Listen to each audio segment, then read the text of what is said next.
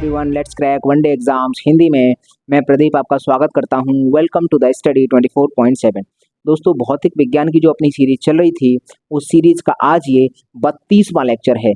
इससे पहले हमारे 31 लेक्चर हो चुके हैं और ये यूनिट नंबर 4 चल रही है। यूनिट नंबर 4 का हम डिस्कशन कर रहे हैं।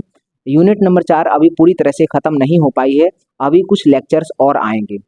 इससे पहले वाली जो क्लास थी 31 नंबर की क्लास, उस क्लास में हमने ठोसों के दाब को पढ़ा था कि आखिरकार ठोसों पर किस तरह से दाब काम करता है। कोई ठोस है तो किस तरह से दूसरे ठोस पर दाब लगाएगा, उसका क्या फॉर्मूला होता है और उसके क्या उदाहरण थे। हमने इसको डिटेल में चर्चा की थी पिछली वाली क्लास में। अगर आपको ठोसों के दाब को पढ़ना है तो पिछली वाली क्लास में देख सकते हो। देखो, एग्जाम्पल से मैंने बताया था ट्रक के पीछे 4 पहिए लगाए जाते हैं, तो क्यों? मैंने जवाब पिछली वाली क्लास में दिया था। हमने कहा था अगर चाकू है, कुल्हाड़ी है, या फिर फरसा है, या फिर जितने कैंची है, इनकी सिर्फ धार बनाई जाती है। क्यों बनाई जाती है? तो पिछली वाली क्लास में मैंने जवाब दिया था, दाब उससे बढ़ जाता है। कैसे बढ़ जाता है वो तो हम पिछली वाली क्लास में जाकर देख सकते हैं। दूसरा मैंने ये भी बताया था कि जैसे ट्रैक्टर और जेसीबी आपने देखा होगा कि सर इसका पीछे वाला पहिया मोटा बनाया जाता है। आखिरकार उसके पहिए को मोटा बनाने के पीछे क्या कारण है? इस प्रकार के तमाम ऐसे सवाल थे। इन सवालों का जवाब हमने इस क्लास में डिस्कस किया था। यदि आप उन सवालों का जवाब जानना चाहते हो तो इस क्लास को जाकर इस क्लास के बाद इस क्लास को देख सकते हो। ठीक है भाई। तो आज की क्लास में हम डिस्कस करने वाले हैं सर द्रवों का दाब। आखिरकार सर द्रवों का दाब क्या होता है और ये किस तरह से काम करता है, और द्रवों के दाबों से संबंधित क्या नियम है और पास्कल का नियम क्या है। तो आज की क्लास में हम इसको डिस्कस करेंगे। तो सबसे पहले हम समझते हैं कि सर द्रवों का जो दाब होता है वो क्या होता है। जैसे मान लीजिए एक द्रव से भरा हुआ कोई पात्र है, बहुत बड़ा पात्र है। अगर हम मान लो मैं स्वयं उस पात्र में अंदर जाता हूँ तो मेरे चारों तरफ पानी पानी हो जाएगा, द्रव हो जाएगा। मान लीजिए पानी भरा हुआ है तो पानी हो जाएगा, और वो पानी मुझे दबाने का प्रयास करेगा। वह जो पानी होगा चारों तरफ से मुझे दबाने का प्रयास करेगा और मैं अपनी बॉडी पर एक दबाव महसूस करूंगा। वो जो दबाव होता है वो दबाव द्रव के कारण आया है, इसीलिए उसको द्रव का दाब कहते हैं। तो पहले हम इसकी एक साधारण परिभाषा लिखते हैं, उसके बाद हम एक टेक्निकल परिभाषा लिखेंगे जो एग्जाम में बनेगी।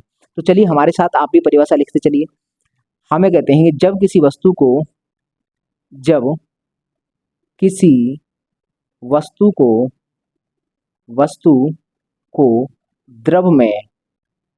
द्रव में डुबोया जाता है, डुबोया जाता है, तो वह द्रव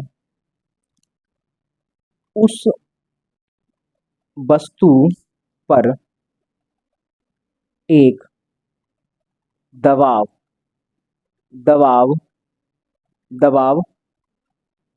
लगाता है। उस दबाव को ही द्रव का दाब कहते हैं। द्रव का दाब कहते हैं। हमें इतना समझ में आया कि अगर मान लीजिए कोई लिक्विड भरा हुआ कोई बहुत बड़ा पात्र है, या मान लो नदी है या तालाब है, अगर उसमें मैं खुद स्वयं जाता हूं अंदर, तो सर चारों तरफ मेरे लिक्विड हो जाएगा और लिक्विड मेरी तरफ एक दबाव लगाएगा, मेरी बॉडी पर एक दबाव लगाएगा। सर वो दबाव जो होता है वही द्रव का दाब होता है। तो हम अगर बात करें सर, ये तो एक नॉर्मल परिभाषा हो गई जो हम समझे कि सर लिक्विड का दाब क्या होता है। कोई द्रव है, दबाने का प्रयास करेगा, वो द्रव का दाब होता है। अब हम समझते हैं सर इसकी एक टेक्निकल परिभाषा क्या है। तो टेक्निकल परिभाषा के लिए हमें इसका फॉर्मूला याद हो। जैसे मान लीजिए हमारे पास एक पात्र है, ये हम मानते हैं, यहाँ मानते हैं, चलो यहाँ पर बनाते हैं। हमारे पास एक पात्र है और इस पात्र में जल भरा है। इस पात्र में मान लीजिए जल भरा है। अगर इस पात्र में जल हमने भर दिया है H2O, तो यहाँ पर ये जो है, ये वाला जो पृष्ठ है, ये वाला द्रव, देखो द्रव के कई पृष्ठ हैं। एक ये पृष्ठ है, ये तो सर घिरा हुआ है इस सतह से, बर्तन की इस सतह से ये पृष्ठ घिरा हुआ है। द्रव का अगर ये वाला पृष्ठ की बात करें सर, ये भी एक पृष्ठ होगा लेकिन वो इससे घिरा हुआ है। एक इससे घिरा हुआ है। तो कुल मिलाकर द्रव का ये वाला जो है ना, ये है द्रव का स्वतंत्र पृष्ठ, स्वतंत्र पृष्ठ, ये द्रव का स्वतंत्र पृष्ठ है। तो ये स्वतंत्र पृष्ठ है सर। इस पृष्ठ से किसी गहराई पर मैं आ गया हूं, यहां पर मान लीजिए यहां पर कोई व्यक्ति आ गया है h गहराई पर, ये h गहराई पर आ गया है। तो सर यहां पर दाब कितना लगाएगा द्रव?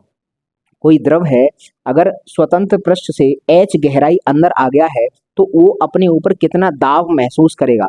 देखो ठोसों के दाब का अलग फॉर्मूला था, P बराबर F/A वाला, लेकिन हम यहाँ पर बात करें सर द्रव के दाब की, तो सर द्रव के ऊपर दाब का फॉर्मूला होता है यहाँ पर HdG।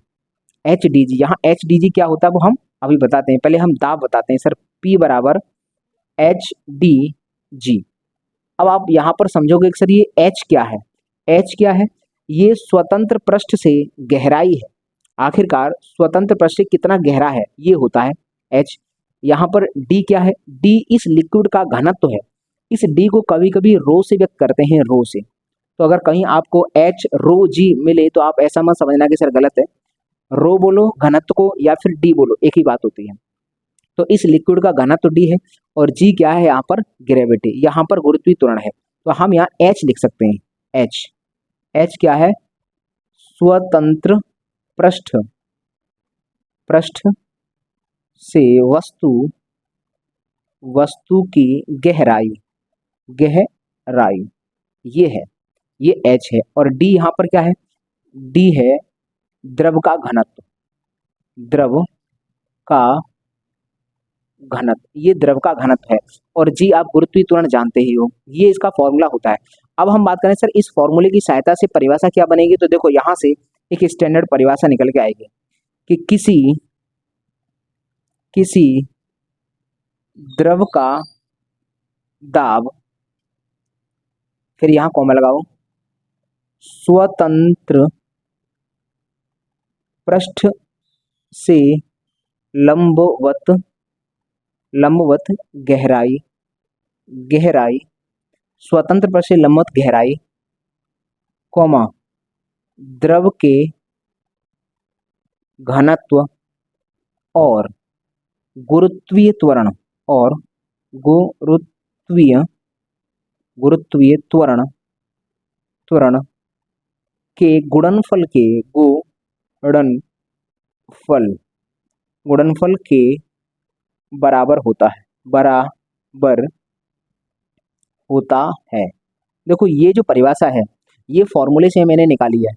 हमने क्या कहा है कि किसी द्रव का जो दाब होता है वह स्वतंत्र पृष्ठ से गहराई और घनत्व और G, इन तीनों का गुणनफल होता है, इन तीनों के गुणनफल के बराबर होता है वह दाब। तो ये हमें समझ में आया सर, ये दाब होता है किसी तरल द्रव है, कोई लिक्विड है, उसके अंदर अगर जाएंगे तो वो दाब लगाएगा। तो ये हम समझे सर परिभाषा, ये साधारण परिभाषा और ये टेक्निकल परिभाषा जिससे फॉर्मूला बना था। तो अब हम समझते हैं सर द्रव दाब के कुछ नियम हैं, द्रव दाब के कुछ नियम है, तो हम उन नियमों को समझते हैं। तो हम यहाँ हेडिंग लिखेंगे द्रव दाब के नियम, द्रव दाब के नियम।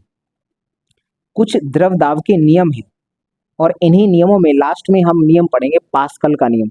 तो पहले हम नियम, देखो इनका कोई नंबर नहीं है कि पहला नियम ये है, दूसरा ये है, तीसरा, ऐसा कुछ नहीं है, आप कोई भी पहले या बाद में पढ़ सकते हो। तो हम यहाँ पर एक नियम की बात कर लेते हैं, ऐसा मत सोचना कि यही नंबर 1 है, ऐसा कुछ नहीं है, ऊपर नीचे नंबर हो सकता है। तो हम पहले नंबर पर बात करते हैं कि सर देखो अगर किसी पात्र में लिक्विड भरा है, तो उस लिक्विड के अंदर किसी एक क्षैतिज पृष्ठ खींच दो और उस क्षैतिज पृष्ठ पर जितने भी बिंदु होंगे सभी बिंदुओं पर दाब समान होता है। मतलब ये है कि अगर मान लीजिए, हमें पहले लिख देते हैं उसके बाद मैं यहाँ डायग्राम बनाकर बता दूंगा कि किसी द्रव में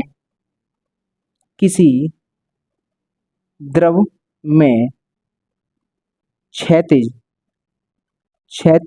तल में दाब समान रहता है। हमें समझ में आया कि सर एक कोई भी लिक्विड है, उस लिक्विड में एक क्षैतिज तल खींच दो। क्षैतिज तल मतलब होता है जमीन के समांतर या उस पात्र की तली के समांतर। जैसे मान लीजिए कि ये हमारे पास एक पात्र है, और इसमें हमारा कोई भी लिक्विड भरा है, लिक्विड यहाँ पर भरा है।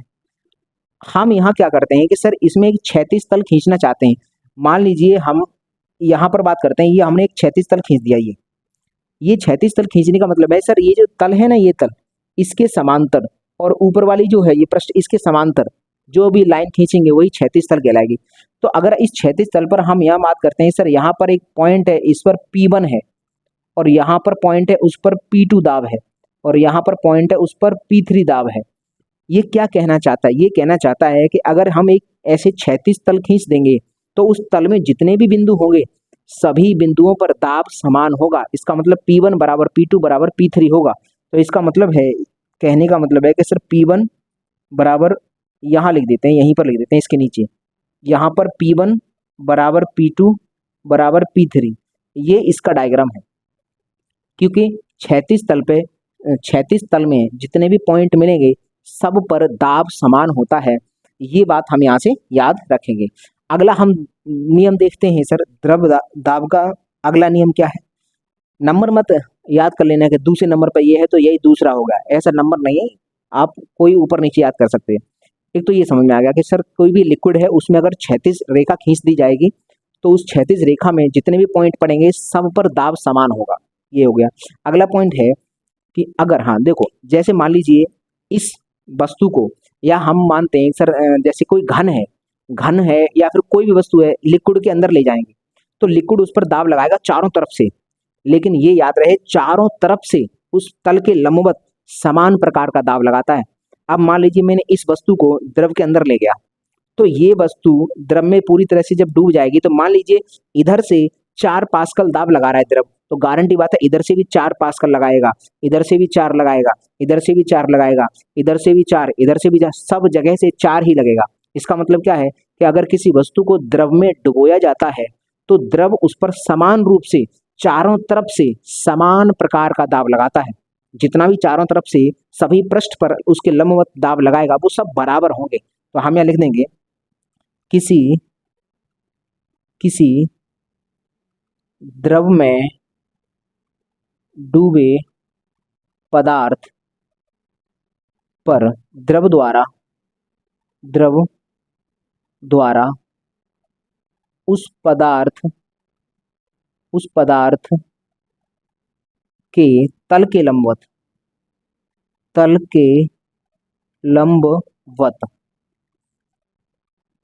सभी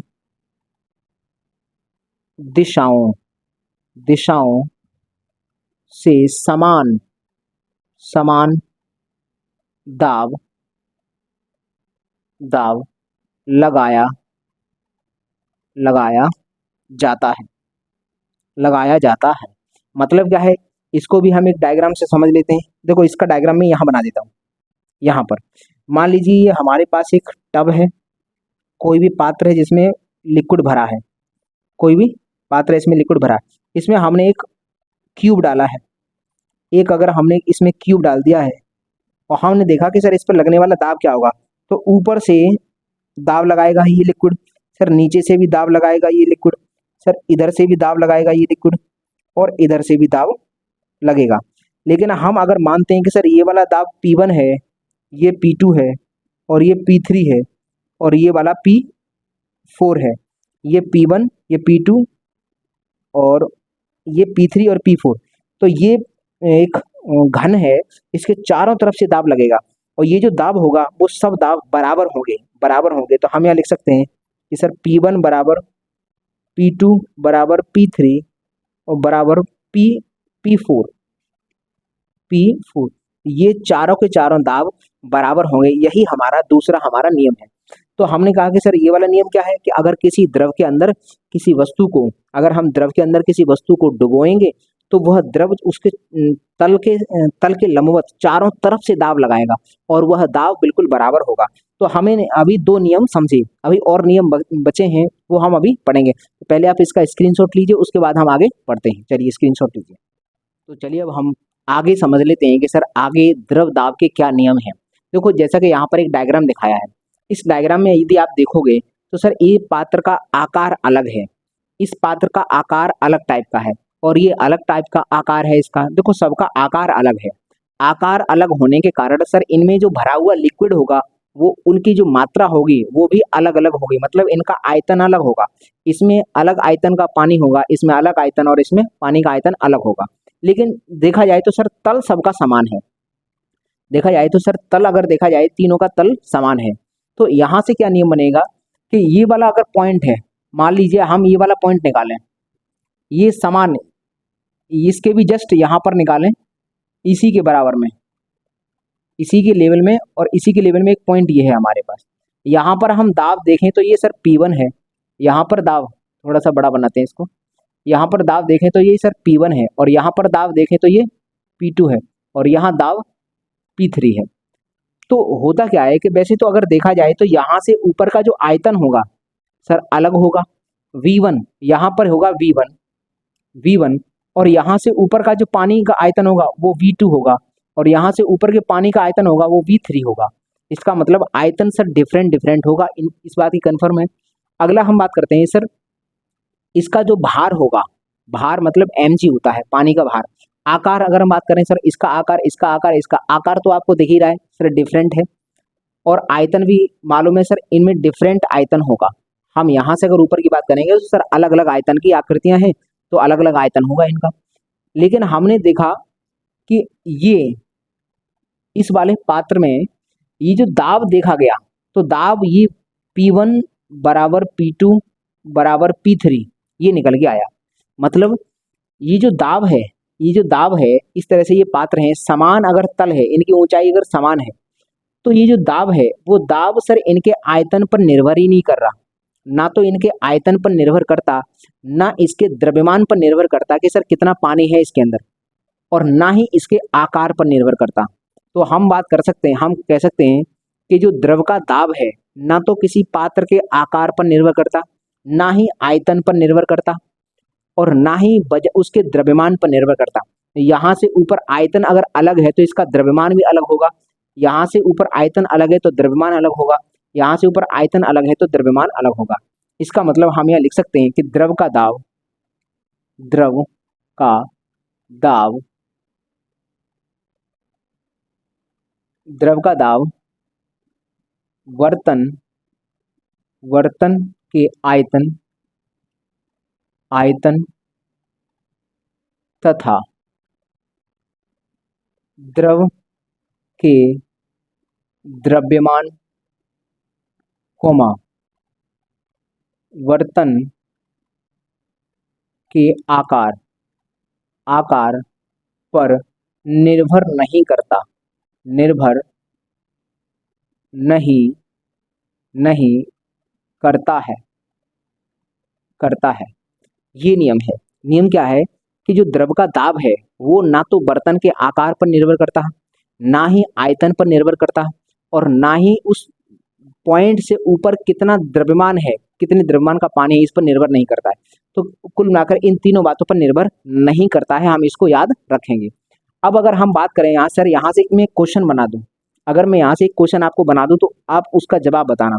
जैसे मान लीजिए मैंने यहाँ पर एक पात्र बनाया है, मैंने ये एक पात्र बना दिया है, और इसमें लिक्विड भरा है, इसमें पात्र में लिक्विड भरा है। मैंने पॉइंट बनाए हैं, एक ये पॉइंट है, एक ये पॉइंट है, और एक ये पॉइंट है। यहाँ पर इसका द्रव्यमान P1 है, यहाँ पर सॉरी ये दाब P1 है, यहाँ P2 है, और यहाँ पर P3 है। आपको बताना है दाब का। क्वेश्चन ये है, निम्न चित्र में, निम्न चित्र में दाब का घटता क्रम, घटता क्रम बताओ। चित्र कौन सा है इस सवाल के लिए? चित्र ये है। इस वाले चित्र में दाब का घटता क्रम बताना है। ऑप्शन में आपको दे रहा हूं, P1 P2 P3। Option number B, P1 P2 P3। Option number C, P1 P2 और P3। Option number D, P3 P1 और P2। ये है। ये 4 ऑप्शन हैं और हमने कहा है कि सर ये जो है चित्र, इस डायग्राम में आपको देखना है और बताना है सर दाब का घटता हुआ क्रम बताना है। तो हम जानते हैं सर दाब होगा, सबसे ज़्यादा दाब इस पर लगेगा, क्योंकि डिपेंड किस पर करता है, हमने अभी दाब का फॉर्मूला पढ़ा था HDG, एच पर निर्भर करता है।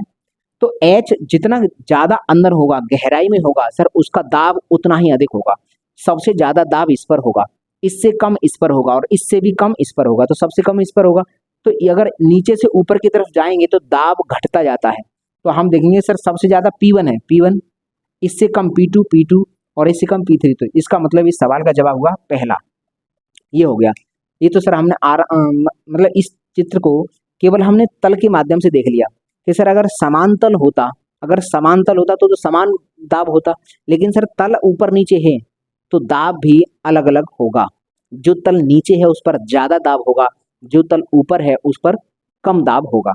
हम इतनी बात समझ में आ गई। अगला हम अगर एक अगला भी नियम देखते हैं कि सर द्रव दाब का अगला नियम क्या है। तो अगला नियम में हम यहाँ पर 2 चीज़ें देखेंगे, फॉर्मूला देखते हैं। फॉर्मूला हमारे पास है सर, हम यहाँ लिखते हैं कि P बराबर HDG, ये होता है फॉर्मूला। इस फॉर्मूले में जरा ध्यान से देखो, H का तो मैं बाद में बताऊंगा, H के भी ये समानुपाती है, उसको मैं अलग से नियम में बताऊंगा क्योंकि इसके बहुत सारे एग्जाम्पल है। D और G को देखो, घनत्व के समानुपाती और गुरुत्वीय त्वरण के भी समानुपाती होता है द्रव का दाब। तो द्रव का दाब है वो गुरुत्वीय त्वरण के कैसा है, समानुपाती। गुरुत्वीय त्वरण अगर बढ़ेगा तो सर दाब भी बढ़ेगा, अगर घनत्व बढ़ेगा पानी का तब भी दाब बढ़ेगा। तो हम यहाँ से अभी 2 बातें लिखते हैं। तुम कहोगे सर H पर भी तो निर्भर कर रहा है, और इसी के आधार पर तो हमने इस सवाल का जवाब दिया था।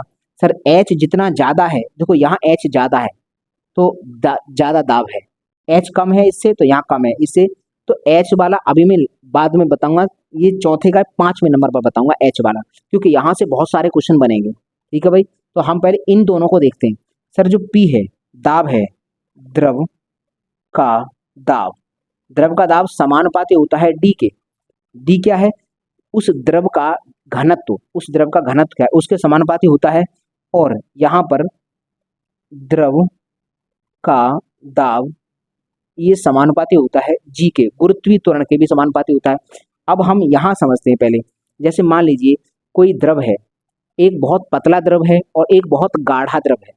अगर हम मानते हैं कि सर हमारे पास 2 पात्र हैं, एक में हमारे पास पतला द्रव है और एक में बहुत गाढ़ा द्रव है। ये मान लीजिए शहद है और ये H2O, ये मतलब जल है। तो हम ये मानते हैं कि समान आकार के पात्र हैं और समान गहराई पर हम, ये ऊंचाई भी इनका, ये तल समान है, मैं यहाँ पर बराबर दिखा देता हूँ कि ये समान तल तक भरे हैं। अगर हम यहाँ पर बात करें सर, ये है P1 और ये है P2। हम यहाँ ये देखेंगे सर गाढ़ा कौन है, डेंसिटी किसकी ज़्यादा है, तो हम कहते हैं सर शहद की डेंसिटी ज़्यादा होती है, जल की डेंसिटी कम है। हम बात करें सर ये ऊंचाई तो सेम है, ऊंचाई तो बराबर है, यहाँ पर भी सर H है और यहाँ पर भी H है, हमें मात्र ऊंचाई समान है सर, जो लेवल है पानी का वो समान है। लेकिन अगर बात करें तो सर डेंसिटी अलग अलग है, शहद की डेंसिटी ज़्यादा है और जल की डेंसिटी कम होती है। तो हमने यही तो भी बोला है कि द्रव का जो दाब है वो घनत्व के समानुपाती होता है। सर डेंसिटी जितनी ज़्यादा होगी घनत्व भी उतना, डेंसिटी जितनी ज़्यादा होगी दाब भी वो उतना ही ज़्यादा लगाएगा। तो इसका मतलब सर हम गारंटी की बात यहाँ से बोल सकते हैं कि सर ये जो होगा इस तरह से P2 बड़ा होगा P1 से। तो ये वाली बात हम यहाँ से समझ में आया। अगला बात करते हैं सर, और भी एग्जांपल समझ सकते हैं। मतलब अगर आपसे देखो घनत्व, अगर आपने घनत्व वाली वीडियो मेरी देखी होगी तो उस घनत्व वाली वीडियो में मैंने डिटेल में बताया था कि किस चीज़ का क्या घनत्व होता है। और घनत्व जैसे मैंने बताया था केरोसिन का घनत्व ज़्यादा है कि पेट्रोल का घनत्व ज़्यादा है या डीजल का घनत्व ज़्यादा है। तो ये बहुत सारे एग्जाम्पल मैंने बताए थे। तो अगर आप चाहते हो तो पीछे घनत्व वाली वीडियो को आप जाके उसमें प्लेलिस्ट में जाना और घनत्व वाली वीडियो को डिटेल में जाके देख सकते हो। तो हम डेंसिटी के आधार पर भी पता लगा सकते हैं कि सर कौन सा द्रव ज़्यादा दाब लगाएगा और कौन सा कम लगाएगा। जो सर ज़्यादा घनत्व रखता है, जो ज़्यादा गाढ़ा है वो ज़्यादा दाब लगाएगा, और जो सर पतला है वह कम दाब लगाएगा। एक बात हम यहाँ से समझे। दूसरा हम यहाँ से सर ग्रेविटी के समानुपाती है। मतलब क्या है सर गुरुत्वीय त्वरण जहां ज्यादा होगा वहां पर द्रव ज्यादा दबाएगा, और गुरुत्वीय त्वरण जहां कम होगा वहां द्रव कम दबा पाएगा। जैसे मान लीजिए मैंने आपको गुरुत्वीय त्वरण पढ़ाया था, गुरुत्वीय त्वरण का सूत्र वाली वीडियो आप जाके पीछे देख सकते हो। उसमें मैंने गुरुत्वीय त्वरण को बताया था सर गुरुत्वीय त्वरण किस तरह से परिवर्तित होता है। ऊपर जाने पर घटता है, जमीन में खोद कर जाने पर घटता है। पृथ्वी की घूर्णन गति अगर कम या ज्यादा होगी तो जी का मान बदलेगा। अगर कोई आकाशीय पिंड पृथ्वी का पर आकर गिरेगा और धंस जाएगा तो जी का मान बदलेगा। तो तमाम तरीके से हमने जी के मान में परिवर्तन आपको बताया था। अगर चाहते हो तो पीछे गुरुत्वीय त्वरण का सूत्र वाली वीडियो जाकर देख सकते हो, उसमें मैंने जी के मान में परिवर्तन को बहुत अच्छे से समझाया है। अभी हम इतना समझते हैं कि सर गुरुत्वीय त्वरण अगर पूरी पृथ्वी पर देखें तो सबसे कम होता है भूमध्य रेखा पर और सबसे अधिक होता है ध्रुवों पर। तो अगर हम एक ध्रुवों पर झील है और एक भूमध्य रेखा पर झील है, अगर मैं भूमध्य रेखा की झील में मैं गया और मैं 10 मीटर गहराई में चला गया तो मैंने मान लीजिए दाब महसूस किया P1, और फिर मैं एक झील है जो है या वहां पर क्या कहते हैं ध्रुवों पर झील है, झील ध्रुवों पर है, वहां पर भी मैं उस झील में गया और 10 मीटर गहराई में गया तो वहां पर मेरे ऊपर दाब लगा P2। तो आप यहाँ से बता सकते हो सर P1 ज्यादा होगा कि P2 ज्यादा होगा। जैसे मान लीजिए ये है मेरे पास, ये भूमध्य रेखा है, यहाँ पर झील है, उस झील में मैं 10 मीटर गहराई में गया तो मेरे पास यहाँ पर P1 दाब है।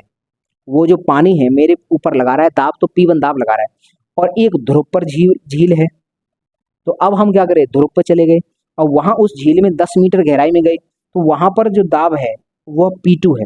अब आप हमको ये बताइए सर कौन सा दाब ज्यादा होगा। सर जी की वैल्यू जहां ज्यादा होगी वहां दाब भी ज्यादा होगा। तो जी यहाँ ज्यादा होता है तो हम यहाँ लिख सकते हैं कि P2 is greater than P1। ये है भूमध्य रेखा, 0 डिग्री अक्षांश है ये, और ये 90 डिग्री अक्षांश, ये ध्रुव है। अगर हम बात करने से ये है, ये ध्रुव है और ये भूमध्य रेखा है। तो हम जानते हैं कि सर जी का मान जिस तरह से बदलेगा वैसे वैसे द्रव का दाब भी बदल जाता है। तो हमें ये समझ में आया। अब हमारे पास बचा सर P बराबर एच डी जी में D समझ लिया और G समझ लिया, अब बचा है H। तो हम H को इसको देखेंगे। तो पहले आप इसका स्क्रीनशॉट लीजिए, उसके बाद हम इस H को समझते हैं सर इस H के आधार पर किस तरह से द्रव का दाब बदलता है, और सबसे ज्यादा प्रश्न इसी से बनते हैं। ठीक है भाई, तो चलिए आप इसका स्क्रीनशॉट लीजिए, उसके बाद हम आगे पढ़ते हैं। तो चलिए अब हम समझ लेते हैं कि सर द्रव के दाब पर H, ये जो ऊंचा ये गहराई है, इस गहराई का क्या प्रभाव पड़ता है। देखो ये जो है, अगर हम बात करें सर ये वाला क्या है, ये जो पृष्ठ है ये द्रव का स्वतंत्र पृष्ठ है, ये स्वतंत्र पृष्ठ है, और इस स्वतंत्र पृष्ठ से ये लंबवत गहराई होती है। हमने देखा होगा कि सर पानी के अंदर हम जितनी ज्यादा गहराई में जाते हैं उतना ज्यादा पानी हमारे ऊपर दाब लगाना प्रारंभ कर देता है, उतना ही ज्यादा वो दबाता है, उतना ही ज्यादा ये हमको दबाने का प्रयास करता है। तो हम फॉर्मूले से भी जानते हैं कि सर P बराबर एच डी जी होता है। तो H के समानुपाती है, जैसे जैसे H बढ़ेगी, जैसे जैसे हम H बढ़ाने का मतलब है सर गहराई में जैसे जैसे आएंगे वैसे वैसे दाब बढ़ता जाएगा। ऐसे यही कारण होता है, जैसे मान लो समुद्र के अंदर एक मैरियाना गर्त है लगभग 11 किलोमीटर का, अगर उसके अंदर कोई व्यक्ति जाएगा तो जैसे जैसे वो अंदर जाएगा वैसे वैसे पानी उसको दबाएगा, दबाने का प्रयास करेगा, और जब ज्यादा ही अंदर चला जाएगा तो वो पानी इतना दाब लगाएगा कि वो व्यक्ति पिचक सकता है और उसकी मौत हो सकती है। कुल मिलाकर इतना दाब वो लगा सकता है।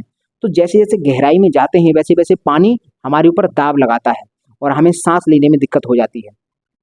तो अब हम समझते हैं सर ये जो है P समानुपाती H होता है। तो हम यहाँ लिख देंगे, ये लिखा भी है, द्रव का दाब स्वतंत्र पृष्ठ से गहराई के समानुपाती होता है। तो जैसे जैसे गहराई बढ़ेगी वैसे वैसे सर द्रव का दाब बढ़ेगा। अब हम यहाँ से एक एग्जाम्पल बताते हैं, इसका एग्जाम्पल जैसे मान लो आपने एक बांध देखा होगा, डैम देखा होगा, उस बांध में बांध का ऊपर का जो सिरा होता है वो तो सर पतला बनाते हैं और नीचे का सिरा मोटा बनाते हैं। वो क्यों बनाते हैं, तो हम यहाँ लिखेंगे बांध का ऊपरी सिरा पतला तथा निचला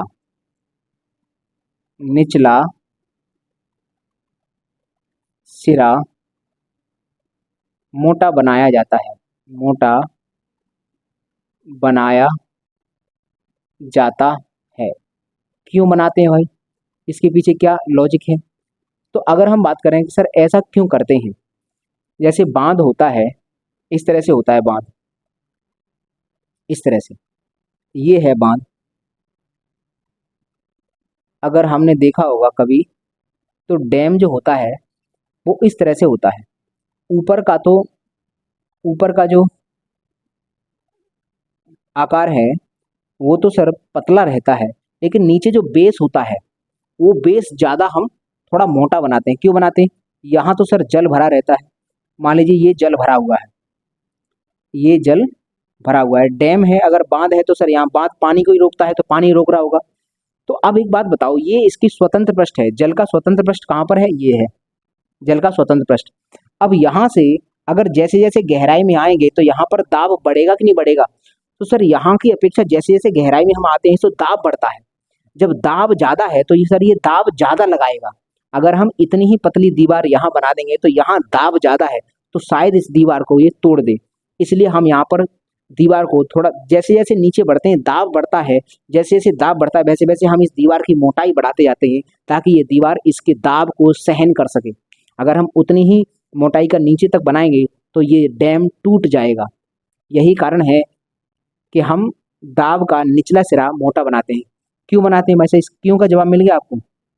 हम कहेंगे कि नीचे बांध में, बांध में नीचे द्रव का दाब, द्रव का दाब ज्यादा होता है ऊपर की अपेक्षा, ऊपर की अपेक्षा। ये हमें समझ में आ गया कि सर जो ऊपर है यहाँ पर दाब कम होगा, सर यहाँ जैसे जैसे गहराई में बढ़ेंगे यहाँ दाब बहुत होगा।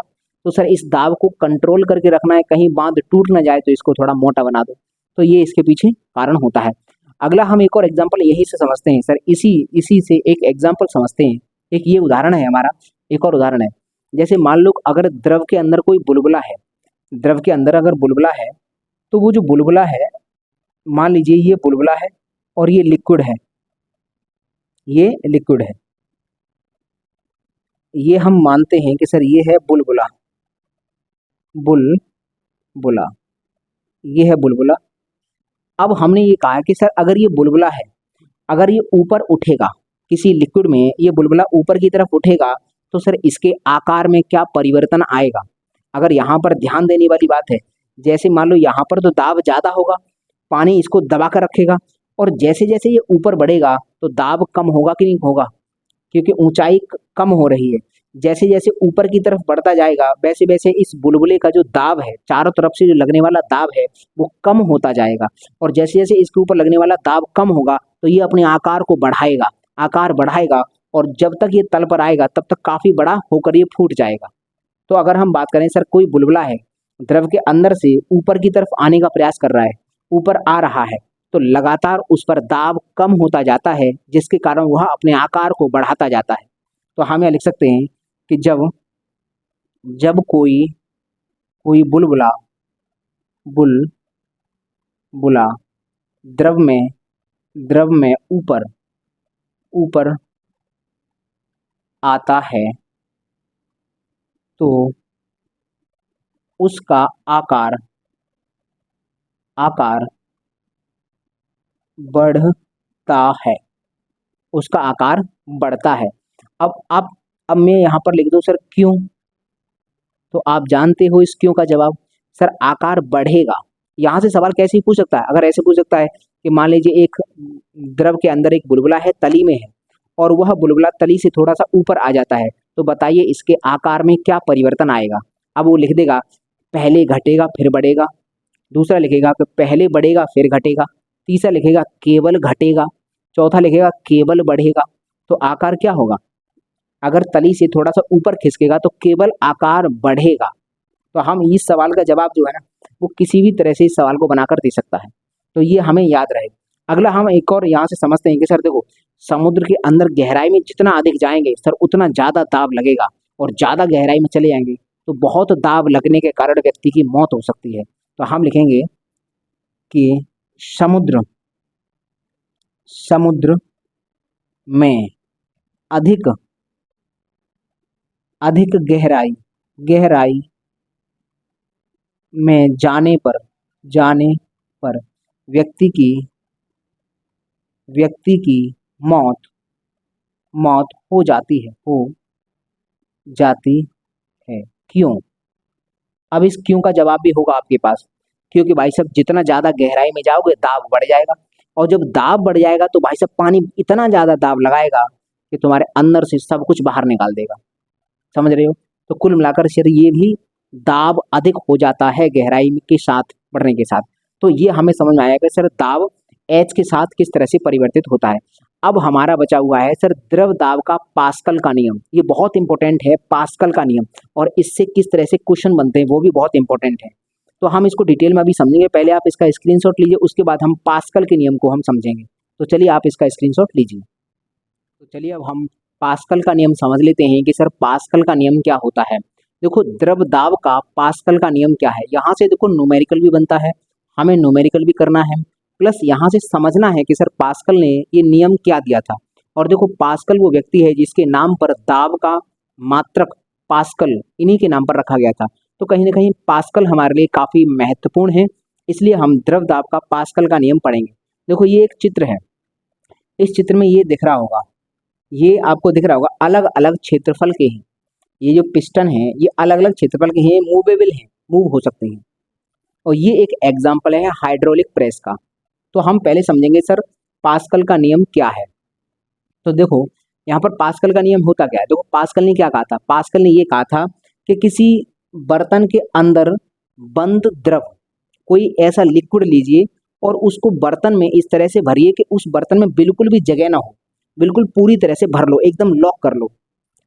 ऐसा कोई अगर द्रव है तब ऐसे द्रव के किसी एक बिंदु पर अगर दाब लगाएंगे, किसी एक बिंदु पर दाब लगाओ तो वह दाब समान रूप से द्रव के हर एक बिंदु पर कार्य करेगा। मतलब ये कहा कि ये द्रव है, ये किसी बर्तन में बंद है, तो किसी बर्तन में बंद द्रव के किसी एक बिंदु पर लगने वाला दाब समान रूप से द्रव के हर एक पॉइंट पर काम करता है। अगर मान लीजिए यहाँ पर हमने दाब P लगाया है, अगर हमने यहाँ पर P दाब लगाया है तो यहाँ पर भी अंदर से बाहर की तरफ एक दाब लगेगा, वो P होगा। और इस वाले पॉइंट पर भी अंदर से बाहर की तरफ एक दाब लगेगा, वो भी P होगा। और यहाँ पर भी सर अंदर से बाहर की तरफ जो एक दाब लगेगा वो भी P होगा। इसका मतलब सर ये है, पास्कल ने क्या कहा था, पास्कल के अनुसार यदि किसी बर्तन के अंदर बंद द्रव के किसी एक बिंदु पर अगर दाब लगाया जाता है तो वह दाब उस बर्तन के अंदर द्रव के प्रत्येक बिंदु पर समान रूप से कार्य करता है। अगर दाब यहाँ पर P है तो सर यहाँ पर भी P लगेगा, यहाँ पर भी P लगेगा, यहाँ पर भी P लगेगा, और हर जगह P लगेगा। लेकिन मैंने अभी यहाँ पर तुम्हें 3 पॉइंट दिखाए हैं, वरना तुम कहोगे सर यहाँ पर नहीं लगेगा, कि सर यहाँ पर भी P लगेगा, यहाँ पर भी P, यहाँ पर भी P। मतलब द्रव के हर एक बिंदु पर P दाब लगेगा, लेकिन हमें कुछ फिक्स पॉइंट ही दिखाने थे, तो हमने ये वाले पॉइंट 3 दिखा लिए हैं कि द्रव के ये वाले पॉइंट हमने आपको दिखा दिए हैं। अब हम बात करेंगे सर यहाँ पर ये जो है ये वाला है, इसका सर एरिया मान लीजिए A1 है, और इसका एरिया अलग है तो मैं इसका मानता हूँ A2 है, और इसका ये जो एरिया है ये अलग है, मान लीजिए A3 है, और इसका एरिया मान लीजिए A है, A, इसका एरिया हमने माना है A है। ये वाला जो एरिया है ये वाला हमने A माना है। तो हमने ये अभी मान लिया है, इसको मैथमेटिकली यहाँ पर देखेंगे, लेकिन उससे पहले पास्कल का नियम लिखते हैं। तो चलिए हमारे साथ आप भी लिखो। हम कहेंगे पास्कल के अनुसार, पास्कल के अनुसार अनुसार एक बर्तन में बंद द्रव के किसी एक बिंदु पर लगाया गया दाब उस द्रव के प्रत्येक बिंदु पर समान रूप से कार्य करता है। मतलब द्रव के जितने भी पॉइंट होंगे सब पॉइंट पर उतना ही दाब लगेगा, मतलब दाब सब जगह बराबर होगा। लेकिन सर दाब बराबर होगा, एरिया सबका अलग अलग है, तो सर बल भी अलग अलग होगा। अगर हम यहाँ का बल, यहाँ के बल, चलो यहाँ पर जो बल होगा उसको हम F1 मानते हैं, यहाँ का जो बल होगा वो F2 होगा। सर किस बल से ये बाहर भागेगा, और यहाँ पर जो बल होगा वो F3 होगा। यहाँ पर बल हम F मानते हैं, क्या हमने F बल लगाया था। तो अब हम अगर यहाँ से देखें, ये तो हमारा पास्कल ने ये बात बोली थी कि द्रव के किसी एक पॉइंट पर लगाओगे तो बराबर बराबर दाब लगेगा सब पर, ये वाली बात है। अगर हम यहाँ से देखें तो सर ये वाला P, ये वाला P, ये वाला P, ये सब बराबर है।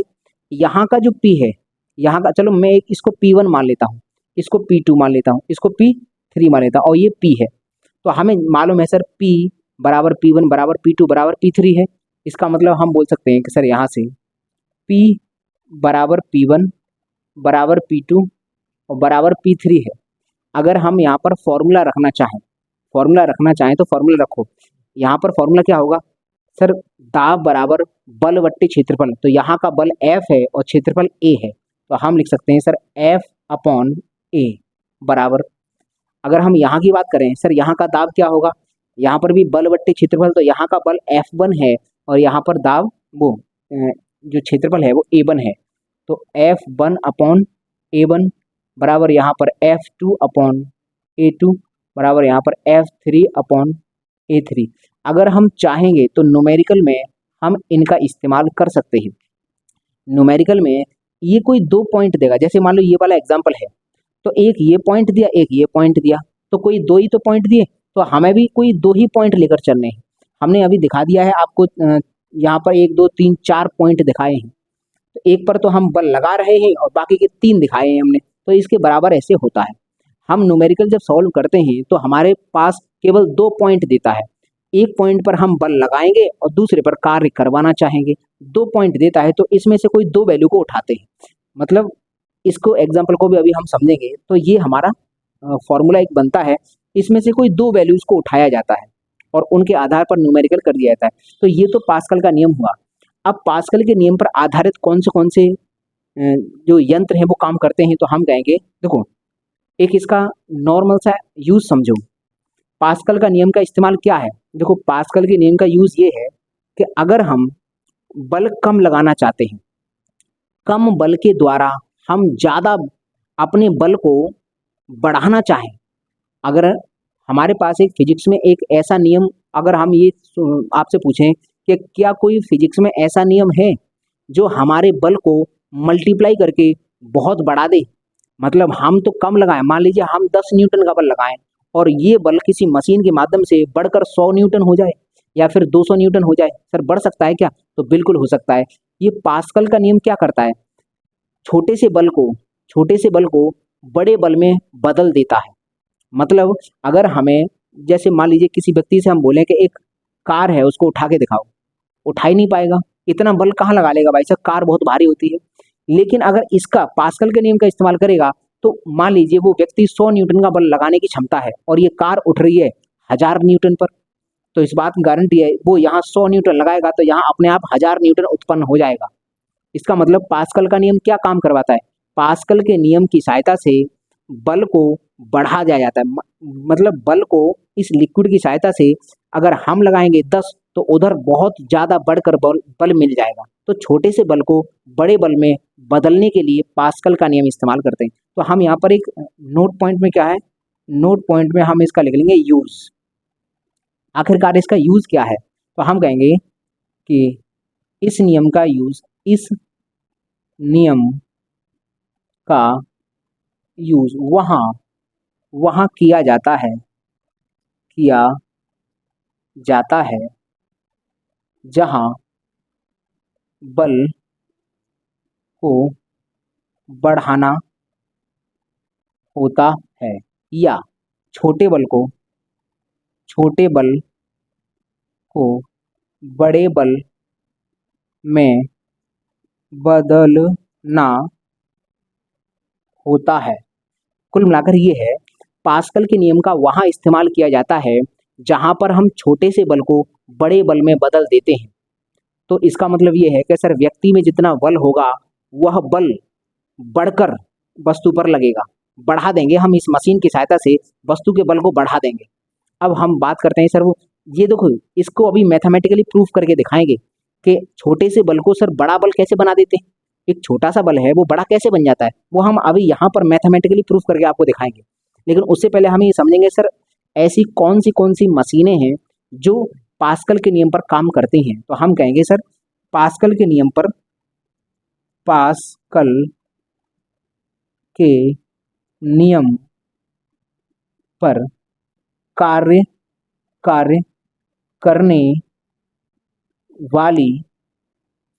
करने वाले यंत्र या मशीन, पास्कल के नियम पर कार्य करने वाले यंत्र या मशीन कौन से हैं। तो देखो हाइड्रोलिक प्रेस, ये जो चित्र है ये हाइड्रोलिक प्रेस का ही है। तुम कहोगे सर प्रेस तो वो प्रेस करने वाली होती है, कपड़ों पर प्रेस करते हैं, वो प्रेस नहीं है। ये प्रेस का मतलब है कम बल लगाकर हम बड़ी से बड़ी कार को भी ऊपर उठा लेते हैं।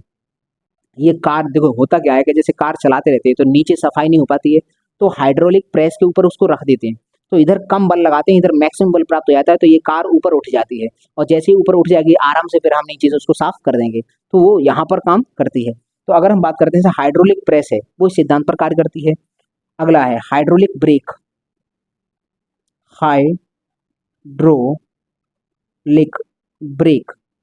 हाइड्रोलिक ब्रेक होते हैं जिसको हम डिस्क ब्रेक भी बोलते हैं, वो भी इसी पर काम करते हैं, हाइड्रोलिक ब्रेक करते हैं।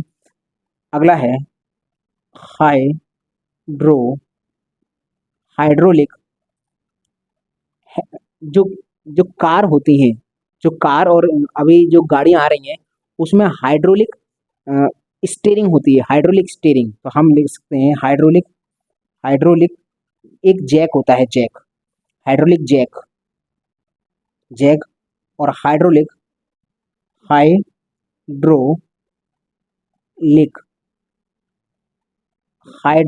स्टीयरिंग। ये जो स्टीयरिंग होती है, जो गाड़ियों में जो स्टीयरिंग घुमाने वाली होती है वो हाइड्रोलिक स्टीयरिंग अब आ रही है। अब हम इनको समझेंगे। देखो पहले हम इस एग्जांपल से समझते हैं हाइड्रोलिक प्रेस, इससे हमें सर ये प्रूफ करके दिखाइए कि छोटा बल कैसे बड़ा बन जाता है। छोटा बल है, तुम कहते हो सर छोटा बल बड़ा बन जाएगा, कैसे बन जाएगा, यहाँ समझते हैं। देखो हमें पास्कल का नियम याद है सर, यहाँ पर अगर दाब P है, मान लीजिए ये P1 है, तो अगर यहाँ पर हम दाब P1 लगाएंगे तो सर ये द्रव के हर एक पॉइंट पर दाब लगेगा, यहाँ पर भी, यहाँ पर भी, यहाँ पर हर जगह लगेगा और यहाँ पर भी लगेगा दाब। ये जो दाब है वो दाब हर जगह लगेगा, देखो इधर भी लगेगा, इधर भी लगेगा, इधर भी लगेगा, इधर भी, यहाँ पर भी, यहाँ पर भी, हर जगह लगेगा। अगर बात करेंगे सर ये जो दाब है हर पॉइंट पर लगेगा, हर पॉइंट पर, और इस पर भी लगेगा। इसका मतलब ये है पास्कल का नियम क्या कहता है, पास्कल का नियम ये कहता है कि सर अगर तुम यहाँ पर P1 दाब लगा रहे हो तो सर वही दाब यहाँ पर भी लगेगा, वही दाब, क्योंकि द्रव के हर एक पॉइंट पर इतना ही दाब लगेगा। तो अगर हम यहाँ मानते हैं कि सर यहाँ पर P2 दाब है, P2 दाब है, लेकिन अब पास्कल के नियम से सर ये P1 और P2 दोनों बराबर होंगे, यहाँ पर लगने वाला दाब ये P1 और P2 दोनों बराबर होंगे, क्योंकि पास्कल ने ऐसी बात बोली है। हम एक बात समझते हैं सर, यहाँ पर जो लगने वाला बल होगा उस बल को हम मानते हैं F1, यहाँ पर लगने वाले बल को F1 मानते हैं, और ये जो एरिया है, ये वाला एरिया, इसको हम मानते हैं A1 इसको मानते हैं, और ये जो यहाँ पर लगने वाला जो बल होगा उसको हम F2 मानते हैं, और ये जो एरिया है उसको हम A2 मानते हैं। अगर यहाँ पास्कल का नियम लगाया जाए तो पास्कल का नियम क्या लगेगा, यहाँ पर लगेगा सर P1 बराबर P2। अगर हम P1 और P2 को बराबर करना चाहिए तो यहाँ पर P1 निकालेंगे, P1 होता है बल बट्टे क्षेत्रफल, तो बल है F1 अपॉन A1 बराबर यहाँ पर है F2 अपॉन A2। हमें F2 की वैल्यू निकालनी है, F1 और F2 में संबंध निकालना है, तो हम F2 की वैल्यू निकालेंगे, F2 की। तो यहाँ से अगर F2 निकालना चाहते हो तो A2 इधर आ जाएगा, तो हम यहाँ पर लिखते हैं, इधर लिख देते हैं, इधर, चलो इधर ही लिख देते हैं, F2 बराबर F1 मल्टीप्लाई बाई, देखो A2 ऊपर पहुँचेगा, A2 अपॉन A1, ये है हमारे पास फॉर्मूला। ये फॉर्मूला बता देता है कि सर बल कैसे बढ़ेगा। अब एक बात यहाँ गौर करने वाली बात है, देखो A2 बड़ा है, ये वाला एरिया बड़ा है, ये हम साफ दिख रहा है। सर ये वाला एरिया छोटा है, ये A1 छोटा है। तो जब बड़े में छोटे का भाग लगेगा तो एक से तो ज़्यादा ही वैल्यू आएगी। तो F2 जो हमें यहाँ F2 प्राप्त करना है वो कैसे प्राप्त हुआ? सर ये जो है ना, ये वैल्यू एक से बड़ी है और एक से बड़ी वैल्यू को अगर किसी में मल्टीप्लाई कर देंगे, F1 है शुरू पहले वाला बल, उसमें एक से ज़्यादा वैल्यू का मल्टीप्लाई करेंगे तब हमें F2 प्राप्त होगा। इसका मतलब F1 और F2 में यहाँ से रिलेशन समझ में आया। अभी तुम कहोगे सर ये तो ये हमें अभी पूरा एग्जैक्ट समझ में नहीं आया है, ये तो एक किताबी बात हो गई, हमें एक उदाहरण से बताइए। हम अगर यहाँ पर मान के चलते हैं एग्जाम्पल, अब देखो अब समझ में आएगा तुम्हें बेहतरीन। अगर मैं मान के चलता हूँ कि सर यहाँ पर जो यहाँ का जो बल है 10 न्यूटन है, यहाँ का मान लीजिए F1 है 10 न्यूटन, ठीक है भाई 10 न्यूटन मैंने माना। और यहाँ का जो एरिया है A1, मैं मानता हूँ सर A1 है 2 मीटर प्रति मीटर स्क्वायर, 2 मीटर स्क्वायर यहाँ एरिया है। अगर हम बात करते हैं सर F2 हमको निकालना है, F2 हमको निकालना है, ये क्वेश्चन मार्क है और हमें A2 दे रखा है। A2 हम मानते हैं कि सर ये जो एरिया है, ये एरिया मान लीजिए 5 मीटर स्क्वायर है, मतलब इससे तो ज़्यादा ही है।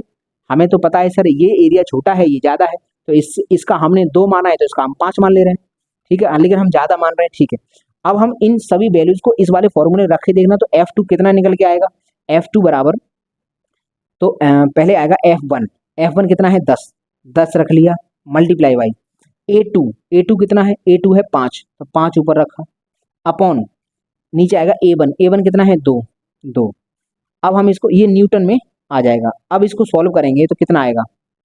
25 न्यूटन आ जाएगा, 25 न्यूटन, क्योंकि 2 का भाग लगेगा 2.5 और 2.5 में 10 का गुणा करेंगे तो 25 न्यूटन आ गया। इसका मतलब ये है कि सर अगर यहाँ पर आप 10 न्यूटन का बल लगाएंगे तो वो 10 न्यूटन का बल 25 न्यूटन में तब्दील हो जाएगा। मतलब देख लो कितना कितना आसानी से हमने इसको, ये तो फॉर्मूला है जी, चलो यहाँ से समझ में नहीं आया होगा लेकिन तुम्हें यहाँ समझ में आ रहा होगा कि अगर सर यहाँ पर आदमी 10 न्यूटन का बल लगाए, मात्र 10 का, देखो तुम्हारे सामने है, मात्र मैंने F1 को 10 न्यूटन रखा है, मात्र मुझे 10 न्यूटन बल लगाना है, तो यहाँ पर मुझे कितना बल प्राप्त हो गया? 25 न्यूटन बल प्राप्त हो गया। इसका मतलब सर बल को मैंने बढ़ा लिया, मेरा बल जो है ना बढ़ गया, मेरा बल था 10 न्यूटन और हो गया वो 25 न्यूटन। ये इस्तेमाल किसका किया? पास्कल के नियम का इस्तेमाल किया है। यही तो मैंने अभी कहा था कि सर पास्कल के नियम से होता क्या है, एक छोटे से बल को बड़ा बल बना लिया जाता है और उस बड़े बल के माध्यम से हम भारी से भारी चीज को आसानी से उठा सकते हैं। ये हो गया, तो यहाँ से समझ में आया होगा। अब यहाँ से तमाम ऐसे फॉर्मूले बन सकते हैं पास्कल के नियम पर आधारित। इस फॉर्मूले पर डायरेक्ट तुमसे क्वेश्चन पूछेगा कि मान लीजिए एक हाइड्रोलिक प्रेस है, उस पर हमने 20 न्यूटन का बल लगाया है और जितने एरिया पर लगाया है उसका एरिया भी आपको दे दिया, मतलब F1 भी दे दिया और A1 भी दे दिया। दूसरा कहेगा कि एक हमारे पास इसका दूसरा इसी का दूसरा एक पृष्ठ है, उसका क्षेत्रफल इतना है, उस पर एक गाड़ी खड़ी है, तो बताइए उस गाड़ी पर कितना न्यूटन का बल लगेगा, मतलब F2 पूछेगा। तो डायरेक्ट हमारे पास सब कुछ वैल्यू देगा, हमें डायरेक्ट रखना है और बता देना है। तो अब हमें समझ में आया कि सर पास्कल का नियम क्या होता है। पास्कल का नियम सर छोटे से बल को एक बड़े बल में तब्दील कर देता है, कम बल को बढ़ाकर। तो इसका मतलब इसको पास्कल के नियम को ही मल्टीप्लायर ऑफ फोर्स भी कहा जाता है, मल्टीप्लायर ऑफ फोर्स। अब आप लिखना चाहो बल का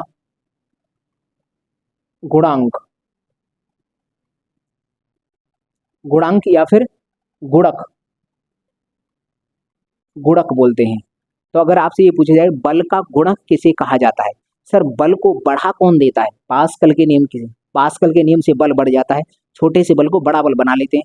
ये तुम्हारे सामने है। अब देखो ये है हाइड्रोलिक प्रेस, ये मैंने हाइड्रोलिक प्रेस आपको दिखा दी। सेम इसी प्रकार से हाइड्रोलिक ब्रेक होती हैं। हाइड्रोलिक ब्रेक भी क्या होता है कि एक लिक्विड भरा रहता है, उस लिक्विड में बल लगता है और वो पतले से पाइप में जाकर ब्रश को आराम से चिपका लेता है। हाइड्रोलिक ब्रेक अगर आप देखना चाहते हो तो देखो मैं यहाँ पर आपको दिखा दूंगा हाइड्रोलिक ब्रेक क्या होता है, ठीक है भाई। तो हाइड्रोलिक ब्रेक, और आप गूगल पर सर्च कर भी देख सकते हो हाइड्रोलिक ब्रेक डालना और वहाँ पर चित्र आप देख सकते हो। उसके बाद आएगा हाइड्रोलिक जैक। हाइड्रोलिक जैक होता है, उस जैक की सहायता से भी ऊपर हम वस्तु को उठा लेते हैं, वो भी हाइड्रोलिक जैक पर काम करता है। और हाइड्रोलिक स्टीयरिंग क्या होती है, जो गाड़ियाँ हैं जब गाड़ी जब तक चालू है, इंजन गाड़ी का चल रहा है, तब तक तो वो आराम से बहुत स्मूथ हम घुमा सकते हैं उसको। लेकिन जैसे ही इंजन बंद हो जाता है तो ये हाइड्रोलिक है ना, हाइड्रोलिक अपना काम करना बंद कर देता है। फिर वो स्टीयरिंग बहुत बहुत ज़्यादा ताकत लगाने पर घूमेगी। मतलब अगर गाड़ी बंद है और उसका इंजन चालू नहीं है तो हाइड्रोलिक सिस्टम चालू नहीं होता है। हाइड्रोलिक सिस्टम तभी चालू होता है जब गाड़ी में इंजन चालू हो जाए, और इंजन बंद है तो हाइड्रोलिक सिस्टम बंद रहता है। और हाइड्रोलिक सिस्टम बंद है तो तुम अब ऐसा महसूस कर सकते हो, जब गाड़ी खड़ी हो तब उसकी स्टीयरिंग को मोड़ने का प्रयास करना, बहुत मजबूती बहुत ज़्यादा ताकत लगानी पड़ेगी। और जब चालू है तब बहुत स्मूथ तरीके से मुड़ती है। क्यों? क्योंकि हाइड्रोलिक सिस्टम वहाँ पर काम करना स्टार्ट कर देता है। तो वो जो स्टीयरिंग होती है घुमाने वाली, वो हाइड्रोलिक स्टीयरिंग आती है। तो यहाँ पर देखो, किसी भी मशीन के आगे अगर नाम जुड़ जाए हाइड्रोलिक, समझ जाना पास्कल का नियम ही काम करेगा। अगर आपसे पूछेगा कि हाइड्रोलिक एक्स मशीन किस सिद्धांत पर काम करेगी, तो हाइड्रोलिक शब्द देखते ही पास्कल के नियम को लगा देना। पास्कल का नियम का काम क्या है सर? छोटे से बल को बड़े बल में तब्दील किया जाता है, ये इसका काम है। और बड़े बड़े बहुत कम बल के माध्यम से बड़े बड़े काम किए जा सकते हैं पास्कल के नियम की सहायता से। तो ये हुआ हमारा पास्कल का नियम। तो उम्मीद है कि आपको बहुत अच्छा लगा होगा। देखो, अगर आपको वीडियो अच्छी लगती है तो आप लाइक कर सकते हैं, शेयर कर सकते हैं और सब्सक्राइब भी कर सकते हैं। दूसरा एक काम है कि जैसे मान लीजिए आपको अगर कोई क्वेश्चन पूछना है तो आप डिस्क्रिप्शन बॉक्स में पूछ सकते हैं।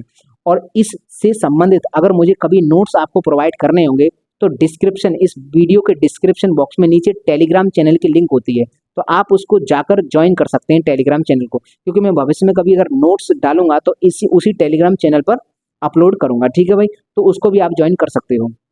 तो उम्मीद है कि आपको ये वीडियोस आपके एनरिचिंग सेशन लग रहे होंगे, आपको आपकी नॉलेज को एनहेंस कर रहे होंगे लगातार। और इसी तरह से अपनी नॉलेज को यदि एनहेंस करना चाहते हो तो लगातार हमारे साथ जुड़े रहिए। और हमें दीजिए अब इजाज़त, मैं मिलता हूँ आपको अगली वीडियो में। तब तक के लिए नमस्कार दोस्तों।